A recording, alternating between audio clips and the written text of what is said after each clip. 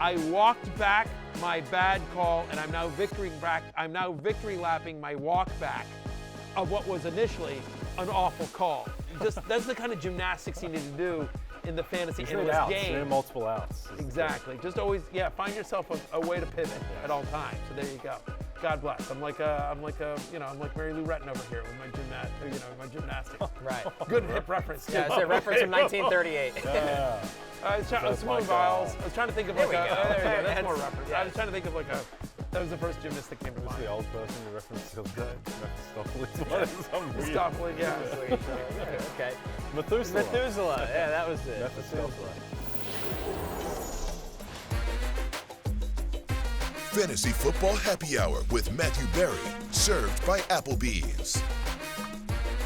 Welcome to the Fantasy Football Happy Hour, where you get all your hip and current references day by day. I'm Connor Rogers alongside Matthew Berry and Jay Croucher. Connor, did you know Methuselah lived to be 969 years old and was born in 3074 BC? Listen. You don't get those 900-year-olds anymore. No, Methuselah is my hero. Oh, really? Yeah, my contemporary, too. Okay. Patrick Mahomes is my hero. There you Methuselah. go. Methuselah is, we're about the same age. I still don't know who Methuselah is.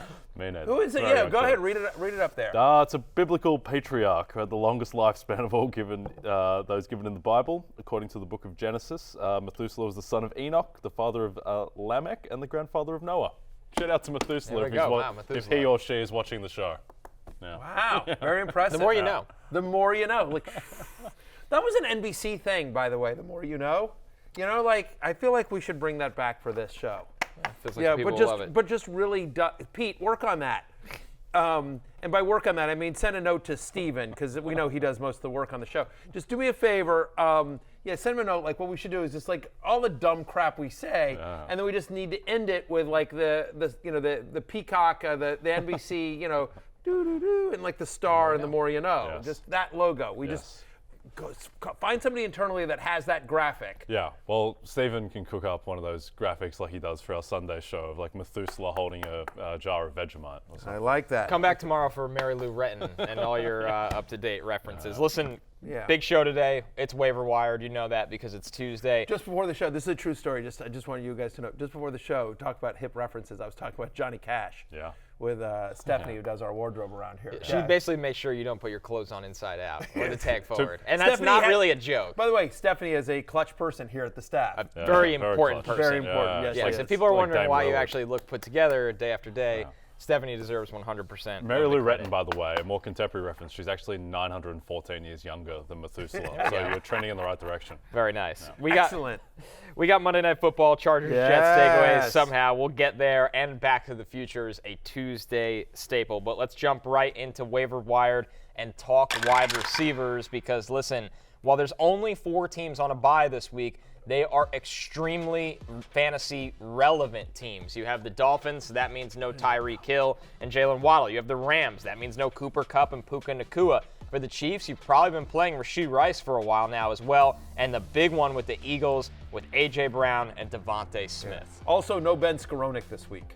Brutal. Yeah, Damn. It's very tough. Very tough. It's a bad. Julio Jones. Yeah, no Julio Jones this week. That's right.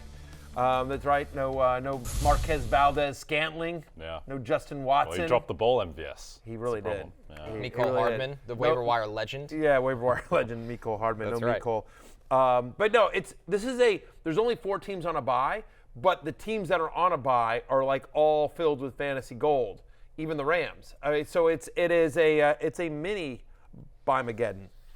And we talked about a waiver wire legend in Mecole Hardman. How about a fantasy football happy hour legend in Tank Dell? If you've watched this show, we can only victory lap Tank Dell so many days of the week. So maybe we'll. Is that a challenge? Well, yeah, it is a bit of a challenge. Is that a challenge? That is a bit of a challenge. Because I can victory lap. You have no idea. I can victory lap. You got young legs when it comes to victory lapping? But kidding me? Listen, I called George Blanda before he was a thing. Jay, Google, please. Yeah, it's that is. All right. You can wait. Hang on for a second. I was purposely making like a very old reference to play into the joke, but you guys don't know who George Blanda is? Couldn't tell you much about George Blanda. He's a football player. He's a. Doesn't matter. He's in the whole thing's been around for 100 years. He's a. Would I have been better off with like Y.A. Tittle? I found out who Derek Jeter was in 2006. Y.A. Tittle? I was born in 1991. Slinging Sammy Baugh? I mean, I know Sonny Sammy Ball Jurgensen? is. Yes, I know who Sammy Ball is. Some of these guys, Frank Gifford. Okay. How are you? I apologize to America that I put these two on a football Listen, I show. go as far back as Matt Hasselbeck. That's an old Yes. quarterback Yeah. for me. Rich Gannon. Yeah, I remember the days of Matt Hasselbeck and those black Jim and white Plunkett? shots. How about Jim Plunkett? I know who Jim Plunkett is. I know who he is. Okay. but I'm not going to give you a breakdown. Couldn't tell Where you he if he's a ranked lefty. in- Is he a lefty? okay. Yeah, where do you rank in standard scoring in 19, whatever it was? Kenny Stabler? I know You heard of Kenny the Stabler. snake? Yeah. The snake has the cool picture on the boat. I'm just That's- all right. I'm just trying to figure yes. out like how far back we can or cannot go. Yeah. Jim Kelly? Yeah, he played with Hasselbeck. All right. Yeah. All right. Just whatever. It's Bart Starr? Yes. All right, Yeah. Bart Starr we've Yes. heard of. Johnny Unitas? Yes. All Come right. on. Okay. Come on. One day we'll do a fantasy football throwback show, but I don't know. If that day is George today. Blanda didn't. Jim Brown? Like he was a Yes. contemporary of Yeah. Jim Brown. Jim Brown is Okay. a legendary athlete. Yeah. When did he play? What era? He's like the 40s and 50s. see, come right, on. Exactly. Come on. So yeah, it's a little later than that. It's a little Okay. later than Yeah. that. Producer Pete says he retired in 1975. We're giving played Pete a heart forever. attack in the back right now. Usually that comes towards the end of the show. When You we don't start even know what making you iffy said. jokes. 1940s. You didn't even. Well, that's he where played for 35 years. George Blanda played in the 60s. That much I know. George Blanda was 60s. Yeah, Jim Brown was a contemporary of his, so it was like 60s, 70s. Jay and I arrived on planet Earth about 30 I'm trying to think seconds. about Yeah. Wyatt Tittle. Yeah. Anyway, Yeah. like he was like, We're in our 30s. We're Hasselbeck men. Yeah. okay. If a career starts in 1949, I'm gonna be honest. Yeah. It's gonna be a tough one. George Blanda was a quarterback and a kicker. Okay. He was like a modern day Daria Agunbawale, like in terms of being able to play multiple positions. One There of we the go. most inspiring moments of the weekend, by the way. That Can't believe was. he made that kick. That was. Beautiful. You know what's great is what we've done now is we've literally driven off every possible viewer they potentially could have. Right, absolutely. All right, thank you. Here we're gonna go. Week 10 waivers. Tank Let's Dell. go. Tank Dell. Available in 52% of leagues. Maybe some of that is because of the concussion he dealt with, and people needed a roster spot and have an IR spot. I mean, He had the concussion. He was out, and then he was out for a week. Then they had a bye, and then he came back in the first week back. Week 8, he didn't really do anything. That brutal game against Carolina, where none of the Texans really did anything as well. But the utilization has been there. In the 2 games since he's returned from concussions, he did have a 89% route participation. He's had 3 different games with 7 or more targets this season. He's averaging over 25 fantasy points per game. He scored in all 3. And in the middle of me victory lapping my victory lap, the fact of the matter is that we kept showing this. This is one of the reasons we talked about this in the preseason, was about C.J. Stroud and Tank Dell both told me personally at the NFLPA rookie premiere how much of a connection they had off the field as well. We know about the skill of both players as well. Tank Dell was somebody that constantly got open at Houston, Connor. This was a guy that, it's not a flash in the pan. There was just, there was maybe questions about the level of competition, but there was size, small guy. and That's small it. guy, but we're in the NFL. Feels like it's moving towards more of these small guys. it is, especially an offense that knows how to use them. This is a staff that came from San Francisco. They know how to use Tank Dell in motion. They know how to use him down the field and on the short area stuff. He had almost 200 targets this final season at Houston, so usage to him is nothing new, and he's picked up that role in the Texans offense. Yeah, one thing to know with Tank Dell, his 3 big games this year came against Indy, Jacksonville, and Tampa Bay, where he went for 70-plus yards and a score in all of those games. So those 3 teams, Indy, Jacksonville, Tampa Bay, what do they all have in common? They don't really have a pass rush. And when C.J. Stroud is in a clean pocket, that unlocks the deeper stuff for Tank Dell. I think that is the key. So I think he's not going to have the same week that he did last week against the Bengals pass rush and the Bengals defense in general, probably. But they have a lot of easy teams on their schedule, and he'll provide value.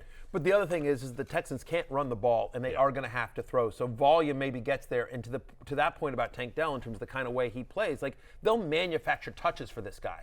It'll be some bubble screens, it'll be some quick slants, it'll be some reverses and that kind of stuff. Just want to mention, by the way, this is for much deeper leagues, and we're going to show you full screen at the end of the segment, show you kind of where we rank everyone. But I just want to mention that Noah Brown is out there in 97% of leagues. 3 out of the 4 games that he's played this year, he's gotten at least a 15% target share. And if the Texans are going to continue to throw as much as they are, which it feels like they are, they have gotten nothing going all year long on the run game. The way they've moved the ball successfully is with C.J. Stroud's arm. And so I think that's going to continue. And it feels like they're settling into a Nico Collins, Tank Dell, Noah Brown kind of rotation. I don't know that Robert Woods gets this job back. I know when you see some John Mechie or whatever, but it feels like those 3 guys give the Texans the best chance on offense. Yeah. By the way, Tank Dell, when he scored that touchdown, some of us on the table had Texans minus 2.5 in that game. So Tank Dell scores the touchdown to put them up 2. Super excited.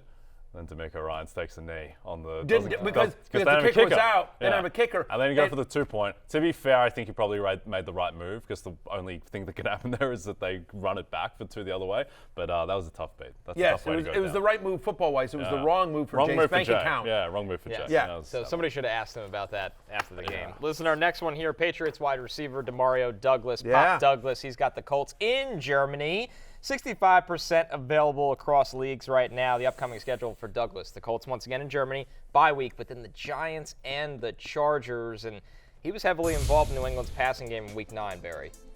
He's now had 3 straight games with 6 or more targets, with a 20% target share over that stretch. Again, they didn't have Devontae Parker last week. Kendrick Bourne is out for the year. They like Demario Douglas quite a bit. We talked about this a few weeks ago, where it's just like they liked him a lot in the preseason. I remember talking with Devin McCourty about him, our friend and colleague here at NBC Sports. Devin said, who obviously knows the Patriots really well. Devin's like, they love him there. He had a bad early season fumble and sort of got into the doghouse. You know how it goes in, in Bill Belichick's land. But whether it's injuries or just good practices, he's kind of worked his way back. And I know they're excited about the talent here.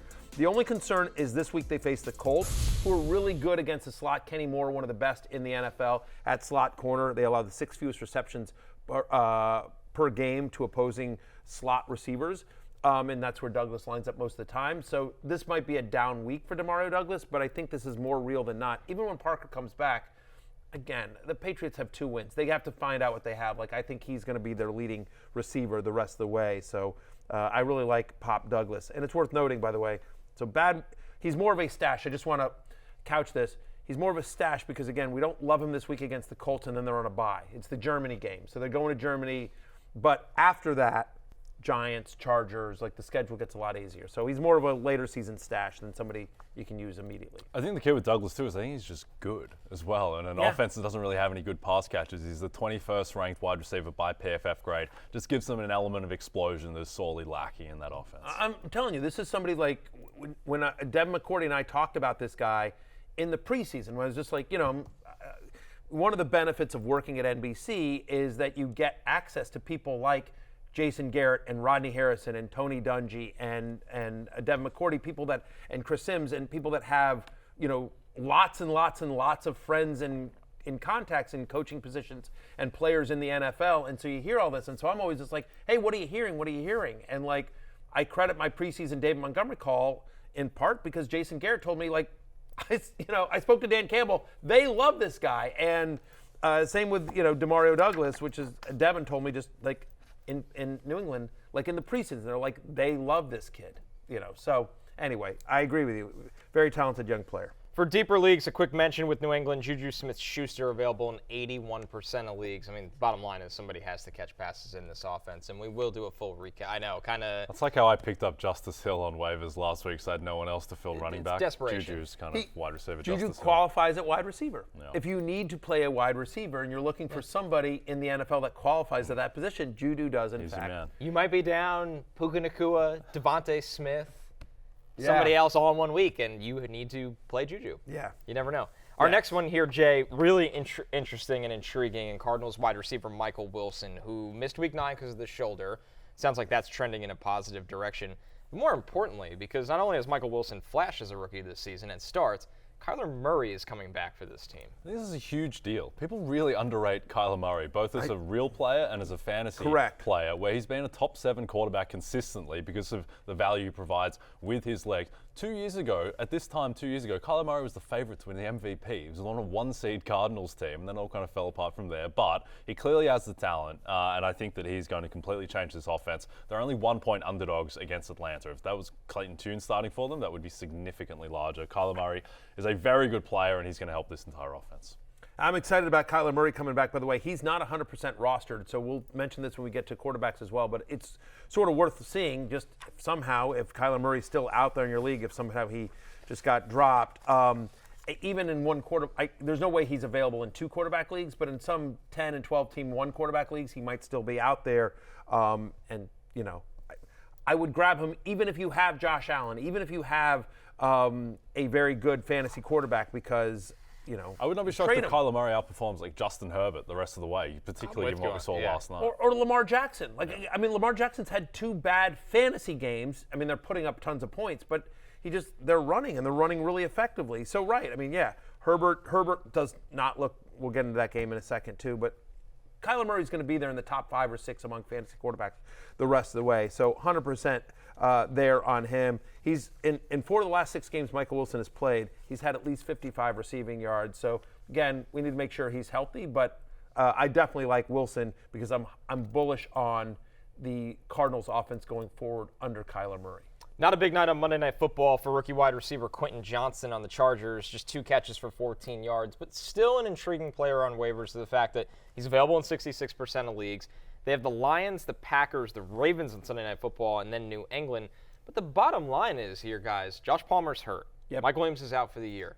The Chargers against the Jets. Palmer's on IR. Yes, he's on IR. Right, exactly. So he's missing at least the next 3. Sure, against the Jets, they didn't need to really throw the ball or do anything. It's not going to be like that every week. Quentin Johnston finally has to play. That's the big thing here. Yeah, he does, but he played 84% of the snaps, and it feels clear that that they've got some other guys there in Los Angeles. But it does feel like Quentin Johnston is going to be out there in most passing plays along with Keenan Allen, and he's the second read, honestly, and probably the third read after Austin Ekeler out of the backfield. But we're banking this on draft capital, pedigree, offense, and opportunity. I know the fact that he played so many snaps that he did last night, I feel like better days are ahead for the Chargers offense, as you mentioned. They're home to Detroit next week, and then they're at Green Bay. They're home to Baltimore and at New England. So you mentioned the schedule. The schedule certainly gets easier than what they faced last night in the Jets. Bills wide receiver Khalil Shakir versus Broncos this week. He's available in 94% of leagues. Jay, we talk every week how the Bills moving more to 11 personnel. It allows a guy like Shakir to get on the field more. Only 4 targets, but still 4 catches for 57 yards against the Bengals. And at least the matchup with Denver looks promising for a guy in a week you might be a little bit desperate in your flex spot. Yeah, I think Denver have turned the corner a little bit, but it's still not a defense that scares you at the moment. And Khalil Shakir is not going to see Pat Surtain or anything like that. Right. That'll be reserved for Stephon Diggs. So I think Shakir, just with the amount that this offense throws and their inability to ever commit to the run with Josh Allen at quarterback, I think that Shakir can provide value. I don't think he's limited somewhat because he's clearly the 3rd wide receiver option and the 4th pass catching option in the offense. But with the amount Josh Allen throws, with how good Josh Allen is, I think that he is a deep league kind of flex option. All right, let's take a look at Barry's Week 10 top wide receiver waiver targets, including the deep league ones that we mentioned real quickly. Number 1, Tank Dell. Number 2, Pop Douglas of the Patriots. Quentin Johnston at number 3. Khalil Shakir, number 4 for the Bills. And then the 2 mentions we had in Juju Smith-Schuster. And Noah Brown, who's been getting involved in a pass-heavy offense over the last 3 weeks. Shakir is more of a, if you're desperate, maybe this week kind of guy. Tank Dell is, obvious if he's still out there. The rest feel more they're more stashy, if you will. I'll also just mention Zay Jones here. Here's the thing. He's missed the last 3 games. He's missed 5 of the last 6 with a knee injury. Doug Peterson was very non-committal when they said, are we expecting Zay Jones back this week?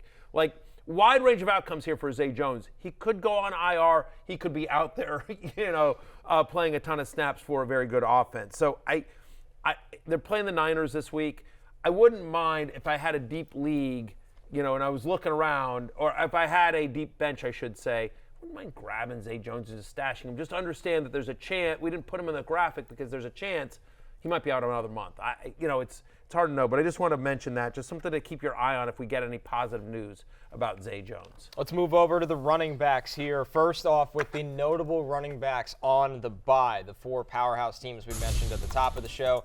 So this obviously includes Devon Achane, who's working his way back from IR. Raheem Mostert, a really, really big one. Kyren Williams, DeAndre Swift, Isaiah Pacheco, and Darrell Henderson Jr. So just like wide receivers here, Matthew, plenty of powerhouse names are missing. Yeah, and by the way, it's worth I'd be shocked if Achane was available in any leagues, but it's worth seeing if Kyren Williams has been dropped again, or just seeing. One thing I like to do if I don't have especially in leagues where it's waiver wire, if I'm because I'm pretty high up in most of my leagues, and so I'll put a couple of waiver claims in, if This guy gets to humble me. brag, by the way.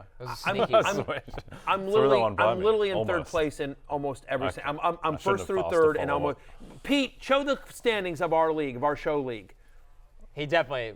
What do you mean we did not delete that league? No, we deleted Pete? the league. No, absolutely. Put it up. Bring it up. I'll Bring it up right verify now. this. Here we. I am in 17 leagues, and I'm first, second, or third in 16 of them. I'm My just team telling is- you right now. my team is 6-3 There you go. in our league Look at somehow. this. Look at this. So that's my first place team right here in our show league, our 12-team Superflex My league. team is second. My Live team's at awful. noon on the cock, and look who's third place, by the way. And my team is third. Connor Wow, we're Rogers one, is two, That fantasy. three. actually is very funny that all three of us are on the podium It's- in the I just- show league. Unbelievable. That's what I wanted to. They I say the wanted to point talent out. aren't clever usually. Yeah, exactly. Yes, they say we're What's just going great on with our faces. producers?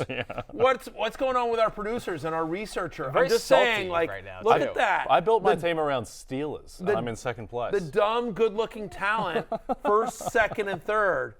Look at us. Anyway, that's Jake me. Live Ferguson at noon is on the carrying cock my is team. first. Can't guard Mike's Vegemite is Jay, and of course, Fantasy Life commenter Connor Rogers there at 6-3, also tied for second, but ultimately in third place based on points.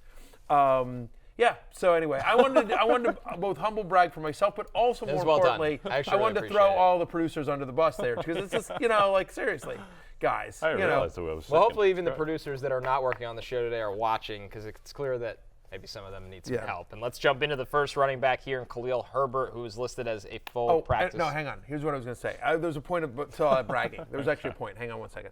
The point was this, in all seriousness, is that like if you're in like first, second, or third spot like me, Jay, or Connor are in our show league, what I like to do is like put in a bid for Tank Dell or Keaton Mitchell. We're getting to like one or two people that you're like, but I won't put in like 8 bids for like just whatevers, because I'll feel pretty good about it. And then like let me see who gets dropped. And now I'm in first waiver claim for when the waivers come up the next day because somebody might drop Kyron Williams, or Devon Achane because they're just desperate for a roster spot and like this guy ain't gonna play, or a good defense, or somebody that like often when you get into these bad bye weeks, people have to make tough choices, and so when I like to wait.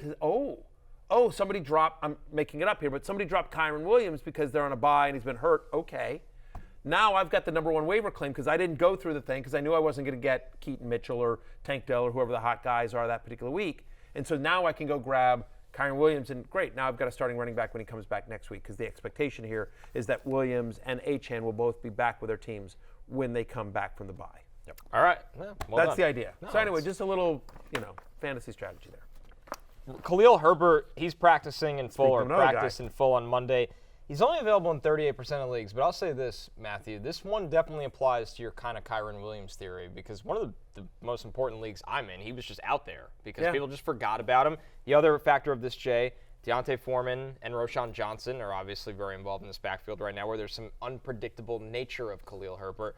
But if he's out there in one of your leagues right now, one of the more intriguing potential ads, even if the availability rate is low. Yeah, and I think what people forget as well is that the last time we saw Justin Fields healthy and quarterbacking this offense, they scored 40 against the Commanders. The week before that, they scored 28. Now it's against the Broncos and the Commanders, so you have to mitigate that a little bit. But at the same time, I think this has the potential to be a good offense going forward. This team, for whatever reason, seems to be taking the second half of the season seriously, trading for Montez Sweat. I think this is going to be a real team going forward. And with Fields back ASAP, I think that the running back, who is number one in the Bears offense, will have value, and that's probably going to be Khalil Herbert. It's the Thursday night game, so just be aware they're playing Carolina, but the Panthers are a bottom 10 run defense. Somebody is likely going to have a good game on Thursday night. The question is we just don't know. It might be Khalil Herbert, who, to your point, was the starter when he was out. But on the other hand, while he's been out, Deontay Foreman, who was a healthy scratch in like 4 of the first 5 games of the season, Deontay Foreman has run well.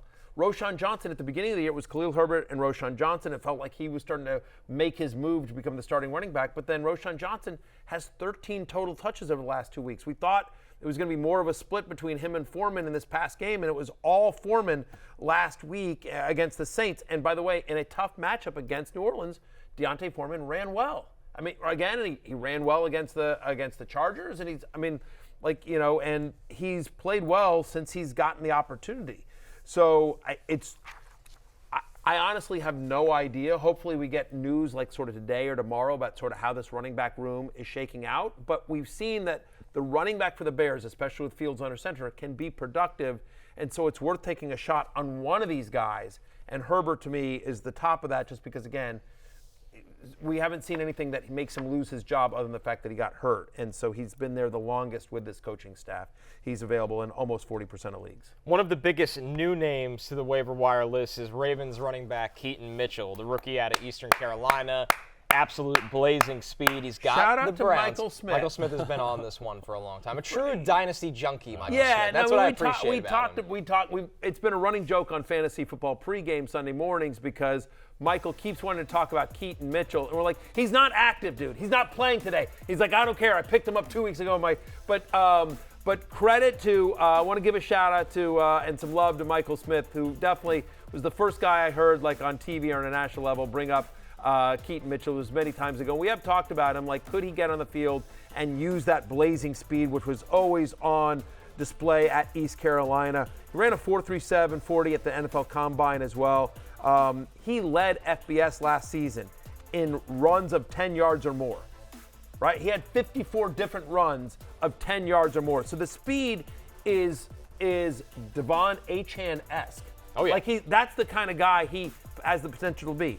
Now, I can talk about a couple of things. 6 of his 9 rushes last week, gained 6 or more yards.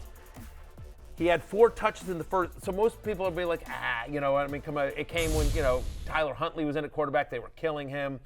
In a game in which the Ravens killed the Seahawks, he still got the least touches of any of the 3 running backs. You saw it there on your screen. Justice Hill and Gus Edwards both got more touches. But he did have 4 touches in the first half, which was the same as Gus Edwards and Justice Hill. Right? He's got big playability. He showed that. The fact that he was playing with the first-team starters and starting to get some run, and I know this is somebody that they like a lot, and I think they really like Gus Edwards and what he brings, but, cliches are cliches for a reason because they're true. I do think there's some sort of a thunder and lightning thing here with these 2 guys, and I could certainly see Keaton Mitchell replace Justice Hill in this Ravens lineup and it'd be, Gus Edwards between the tackles and trying to get Keaton Mitchell into space. Yeah, I think he's probably just too good to become an afterthought on this Ravens team with what he flashed. And the other thing, too, is that the Ravens are just destroying everyone at the moment. They might just be the best team in the NFL. And if that is the case, then they're going to have a lot of game scripts where they are leading and they can lean on Mitchell. So, I mean, it's awkward that Justice Hill is still just also there in the mix. He got 13 carries. From a fantasy perspective, that's annoying. Gus Edwards is probably still the safest option in that backfield and the most likely to score a touchdown on a given week. But I think Mitchell is an interesting fly. Look, he played on just 17% of the offensive snaps, and 82% of his fantasy points came in the second half. A lot came on that one big run, which was against sort of the backups, with the backups on the Ravens as well. But I just think the upside of his potential makes him worthy. Like, this is why, assuming Khalil Herbert is out of your league, is rostered in your league, Keaton Mitchell's my number 1 guy. And I think 20, 25, even 30% of your fab at this point of the season is worth the upside. Understand it's a risk-reward proposition because it could be a 3-headed committee, and we haven't actually seen Lamar Jackson run that much the last couple of weeks. They could get back to that. But I do think, yes, I just think that speed just explodes off the screen, and for an offense that really feels like it's finding its groove here, to Jay's point, I just think he's too good to keep on the bench, and I think Todd Monken sits there and goes like, okay, great, you're fully healthy. Now we've seen what you can do. Let's give you more. I was shocked when he didn't get drafted, honestly. I thought he was somebody that could easily go in the 4th round, as late the 5th round. He's small, but he's fast. And we see guys like this all the time now come into the league and find a role. They don't have to be a lead back, but they can find a role. He's breaking tackles as well, which is good. Yeah. I mean, again, sort of smaller guys. Kenneth Gainwell's another guy who's like a small. Different players obviously, but again, Kenneth Gainwell's also another small guy that they use.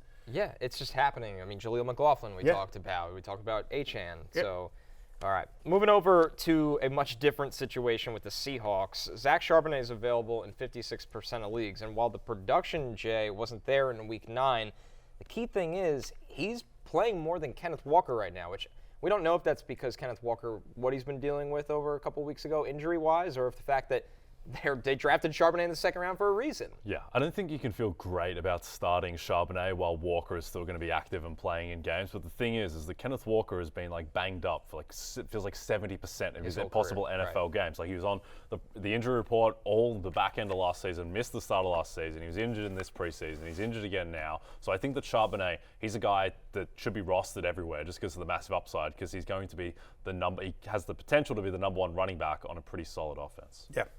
I would agree with that, and I mean Pete Carroll's been sort of talking him up. I want to give a shout out. There's a great Twitter follow this guy called Coach Speak Index, and he records basically every coach's press conference, and he's tracked like how honest and not honest certain coaches are. And anyway, but he's been talking up Charbonnet. We know about the talent as well. Ken Walker was not effective at all, and so I do feel like we might be getting to a scenario where Pete Carroll is one of those guys who's not scared to be like, I get it that you're the highly drafted guy and highly paid and you're like the 7th round undrafted, you're the 7th rounder, but like you're the better guy. Like, I mean, the greatest example is Russell Wilson, who I think was a third or fourth.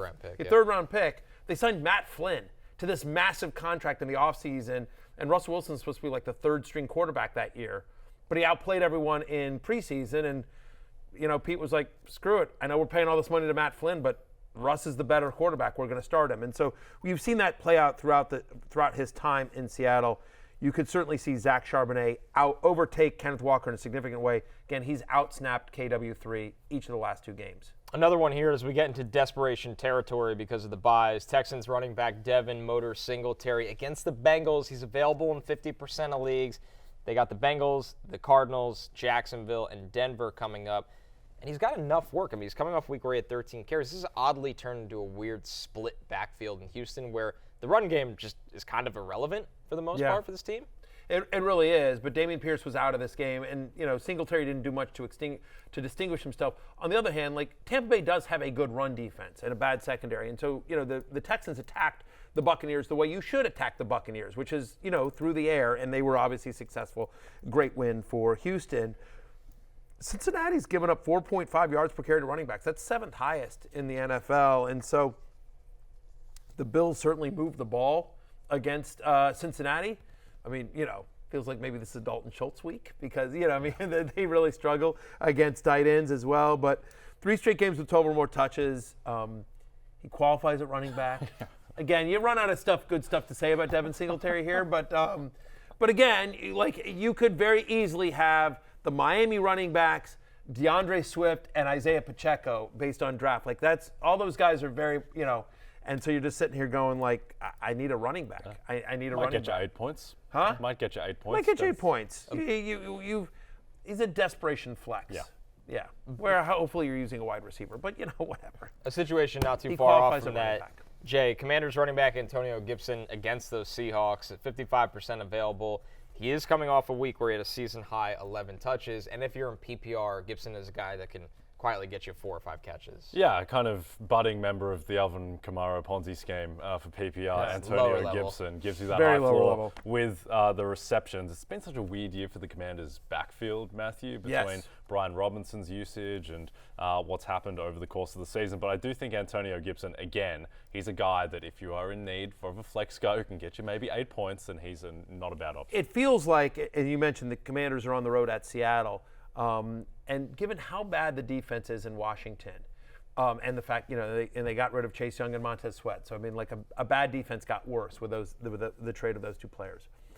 I feel like the easiest bet in the NFL these days is the over on whatever Sam Howell's pass attempt prop is. I mean, they're just throwing because A, they have to, and Bieniemy wants to be aggressive, and because their defense is bad. And so when they're throwing more often than not, Gibson's starting to work his way back. Like he was sort of this forgotten guy.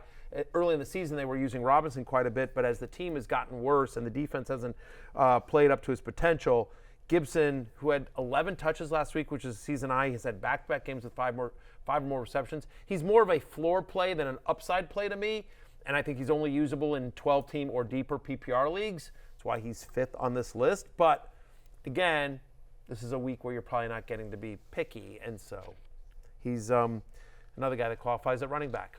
Let's take a look at some stash targets from Barry here going into Week 10. We got Vikings running back Ty Chandler. He's available in almost every league. Leonard Fournette Plenty of people out there stashing Lenny, hoping for the call up to the Bills' main roster. Rico Dowdle, Tank Bigsby, and then Travion Williams. Simply, guys, because if Joe Mixon never gets hurt, that's where we think the volume would go. Yeah, I mean, Travion Williams got a couple of snaps against the Bills on Sunday night, and, you know, Mixon gets such a massive workload, especially when they're getting close, that Williams would be interesting. Same with ETN. If anything happens to ETN, Tank Bigsby, our second Tank mention of the show, he would be there. Dowdle's obviously the backup to Tony Pollard. These are all guys that we feel like if something happened to the starter in front of them, we feel like these would clearly be the guy. Fournette could carve out a role. James Cook has been ineffective. They just haven't been able to run the ball, so maybe they get something out of Uncle Lenny. And then Ty Chandler there at the top of your list. Cam Akers, unfortunately, if you missed it yesterday or missed the news, he's out for the year with an Achilles injury. Not the same Achilles. No, I mean, it's brutal. It's tear. different. But Ty Chandler, I feels like, you know, doesn't feel like they have a ton of confidence in Alexander Madison. So Ty Chandler, next guy up, he might already start to see some work as soon as this week. To recap your waiver targets, number 1, Keaton Mitchell, out there 95% of leagues, followed by Tajay Spears. Of course, we do this every week, so we have to spend a lot of time on Tajay Spears. Zach Charbonnet, Devin Singletary, and Antonio Gibson. We've talked about Tajay Spears so much, you don't need us to repeat it, but just so you know, we will, though, if he's if you still want. on your league, that's where we have him ranked. All right, moving over to the quarterbacks here, and we have some news, of course. Jonathan Gannon said Kyler Murray will start versus the Falcons if the week goes well. That's kind of how we are on the show. Yeah. We'll show up for the show, assuming If the week goes well. the week goes well. I So, get to host the show if the week goes well. We'll see. I'm day to day.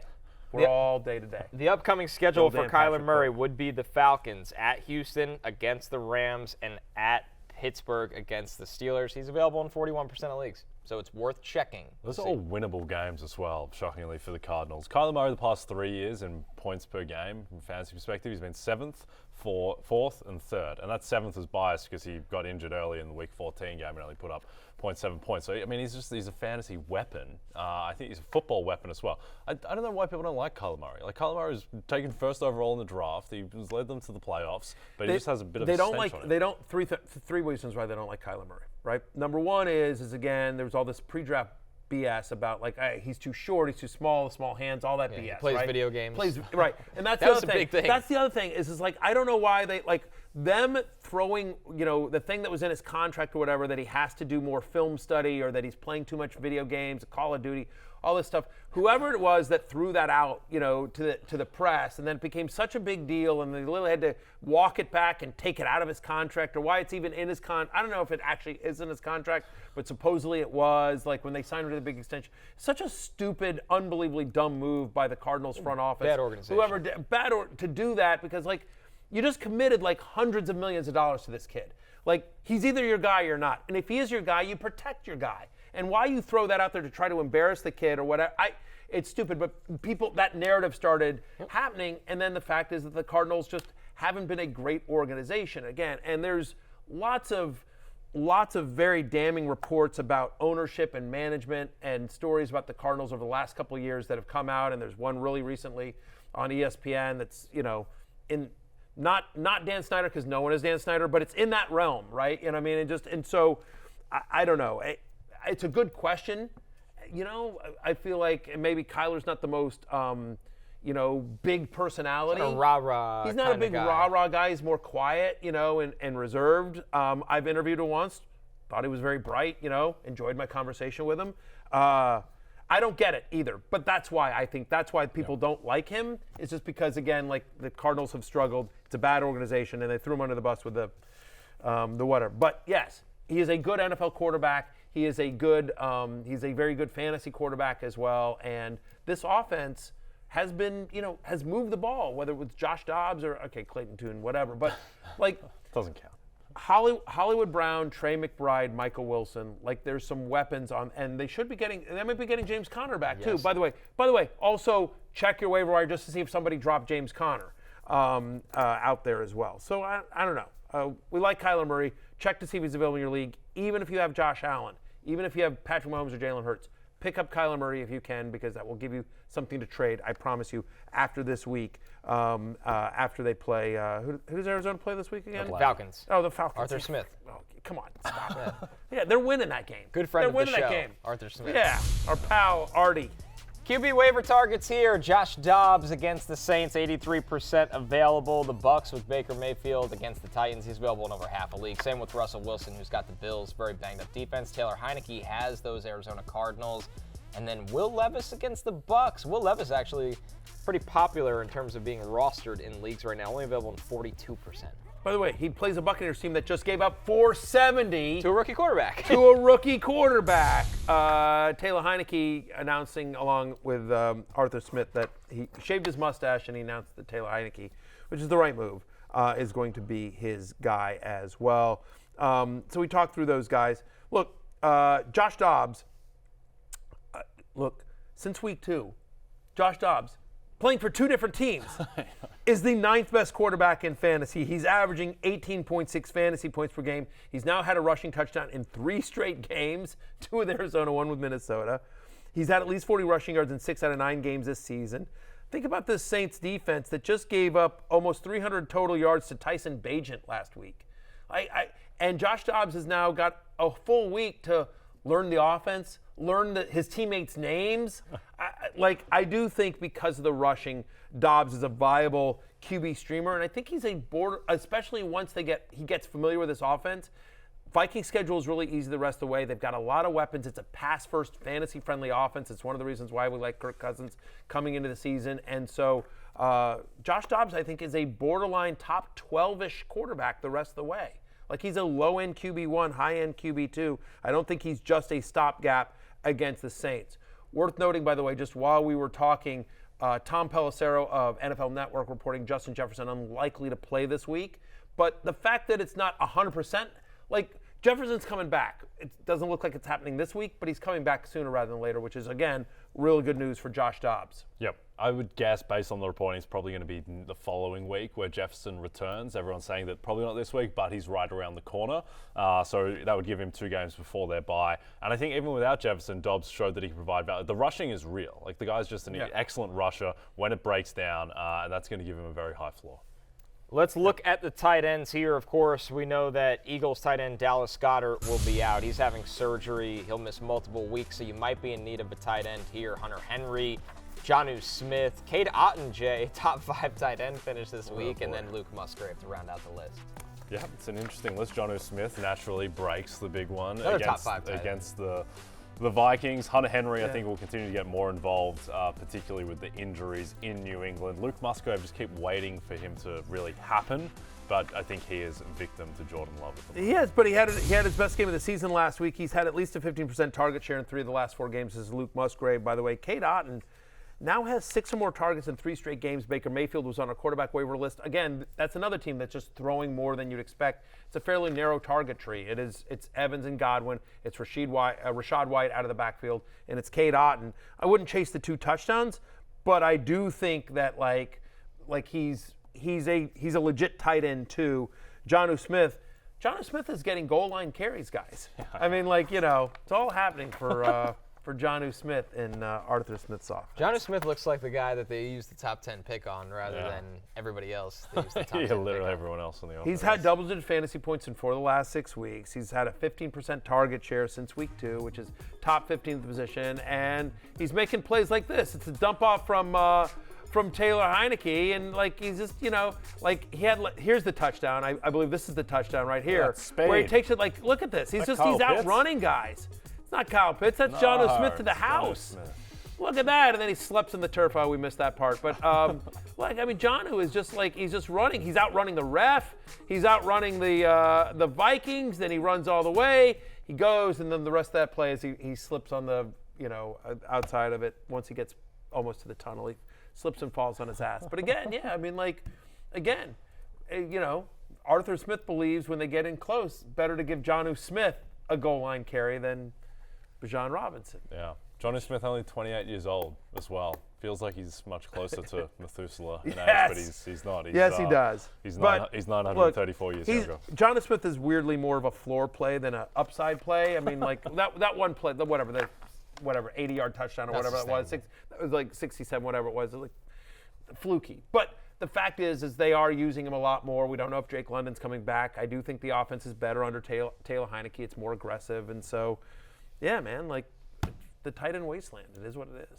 If you need a defense, the Seahawks against the Commanders, they're available in 59% of leagues. The Bears here, they have the Panthers. They're available in 97% of leagues, so you should be able to go out and get the Bears defense. And if you watch Monday Night Football, you know to stream your defense against the Jets offense. Yeah. So the Raiders, this is basically like picking up Max Crosby. Yeah. I was just going to say, what do you think? What was Max Crosby's reaction watching, knowing he's got the Jets up next, and then watching what?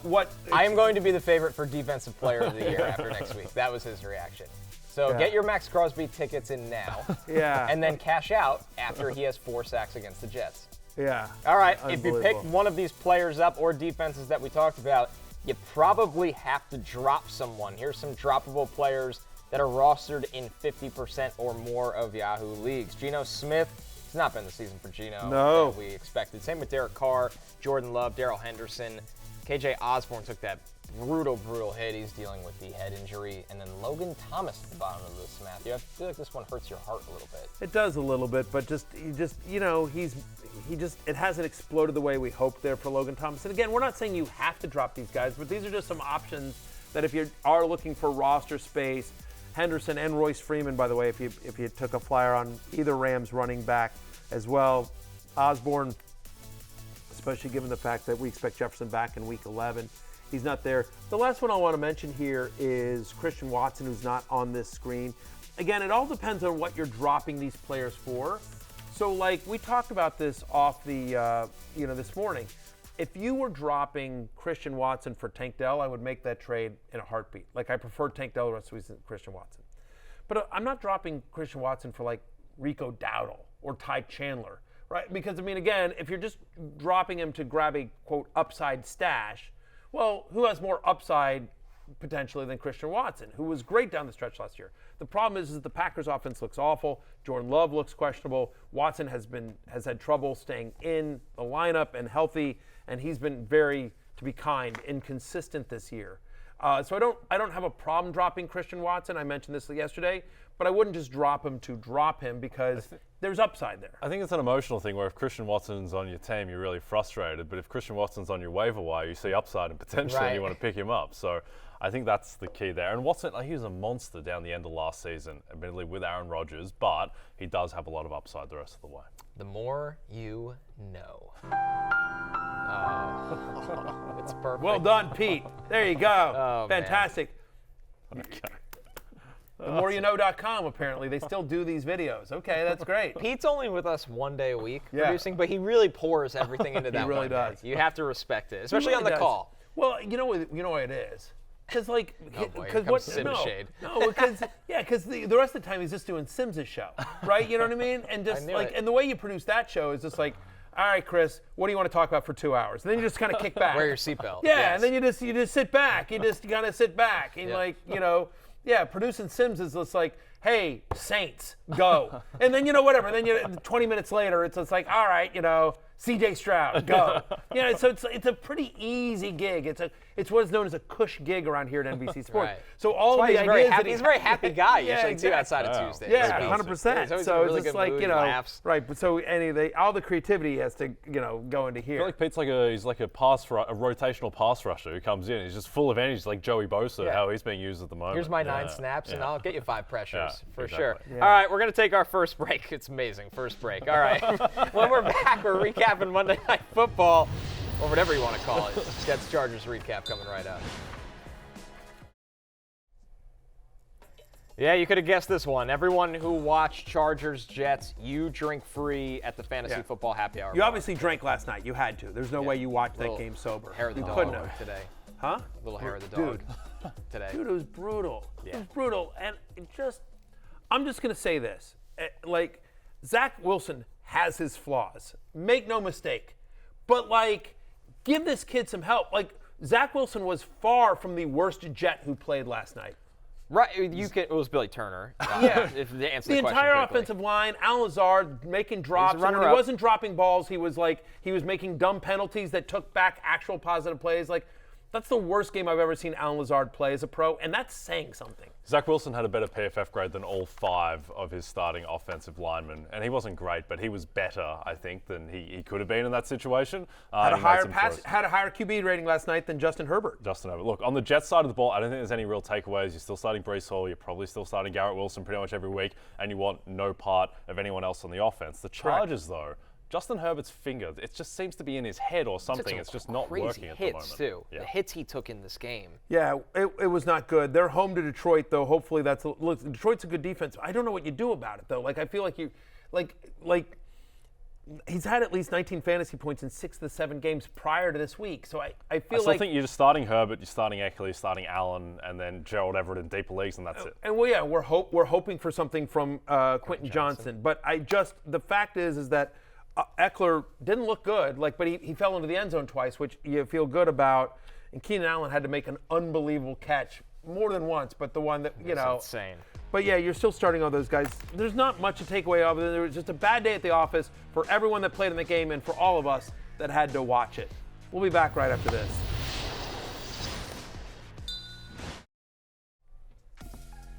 Don't forget, on DraftKings Sportsbook this season, new customers can bet $5 and pocket $200 in bonus bets instantly. Plus, all customers can get a no-sweat same-game parlay every day. Download the app and use the promo code BERRY when you sign up. DraftKings Sportsbook, the crown is yours. The crown is yours. Especially if you use the promo code BERRY. The crown is yours. The Luigi is yours. I'm here for America. All right. How about Kevin O'Connell for Coach of the Year? It's 60-1. 60-1 Maybe your best call of the year that we're going to have to replay a lot might be in the Luigi costume. I know. And also, Look at me. Hey, Luigi is yours. The best thing about it is, hey guys, I like Kevin Connell. Yeah. 60-1. The snap of out of character. All right, Jay. But yes, look, I am jumping on riding your coattails as I often do, Matthew. I like Kevin O'Connell at 16-1. Still, it's still too big. They're 8-1 to win the division and 16-1 Coach of the Year. It makes no sense. If he wins the division, he wins Coach of the Year. Yeah, and if you'd listened to me last week in the Luigi costume, you'd have gotten him at 60-1. So we like that. Honestly, Josh Dobbs gives them real life, and all the reasons I used last week are still in play here. Easy schedule, and playoffs are there. Okay. I'm going to go with the Chargers under 9.5 wins. They looked awful last night. Look, they can only lose 3 more games the rest of the way in order to get there. They have to play at Green Bay, they have to play Detroit, Baltimore, and Kansas City and Buffalo. All 4 of those should be losses, plus road games at Denver, Green Bay, Las Vegas, New England. Yeah. If you're looking ahead of the draft, take Drake Maye if you want first quarterback taken at plus 250. There's some value there. Could be a surprise on draft night. Goodbye.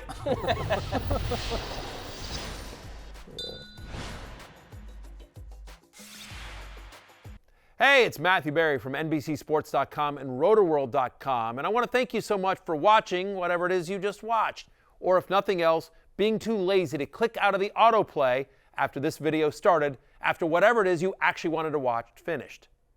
But now that you're here, I'd like to take a moment here to ask you respectfully now, okay? I'm asking you respectfully to subscribe to the NFL on NBC YouTube channel. You'll get the latest Roto-World fantasy news headlines, all sorts of great shows, including my own Fantasy Football Happy Hour. So go subscribe now. Again, I'm asking respectfully.